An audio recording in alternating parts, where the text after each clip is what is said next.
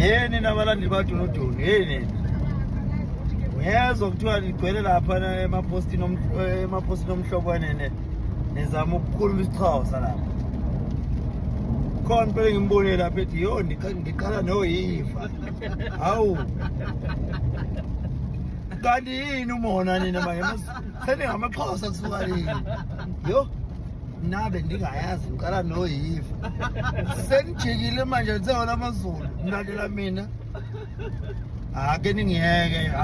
hawu bethuna ngithi ndithethe nani isiXhosa ke ake niyeke niwine hawu maZulu azenza amaXhosa thina besihlala lomhlobo wenene izolo wonke umuntu obefonela lapha ongumXhosa ubethi sizawuwela ngembongolo kaloku sizawuthi sikhwele imbongolo wonke umuntu obengena lapha befuna imbongolo senigijima nemaposti omhlobo wenene seniyothi niqala noyiva ubona